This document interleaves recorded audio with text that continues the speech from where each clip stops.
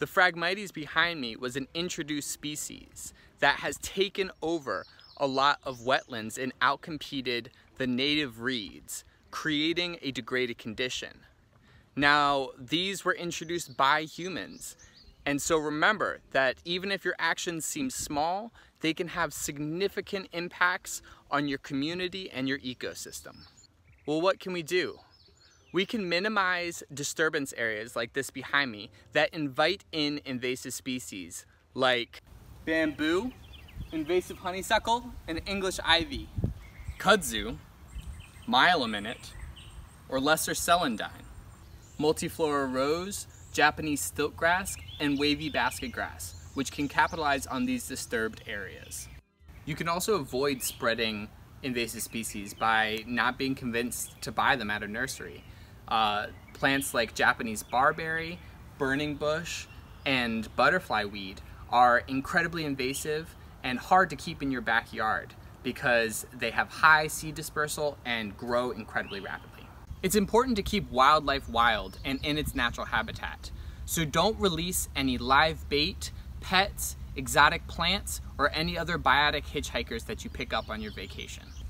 Also, make sure that you clean off your boots and your boats so that you don't give a free ride to these invasive species like grass seeds, hydrilla, or zebra mussels, which can quite easily be spread from one location to another when you don't clean off your equipment. Also, avoid moving firewood from one location to another because it can introduce that devastating emerald ash borer to new locations. Scout out and report any observations that you make of invasive species entering new areas and report it through the Mid-Atlantic Early Detection Network, which has its own app. You can work to remove invasive animal species and tell other people to do the same. For example, you can fish for snakeheads.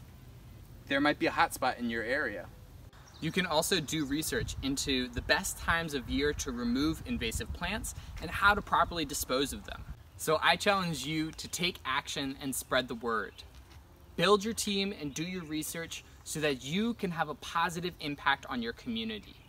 We brought in these invaders and it's up to us to be positive filters and control them.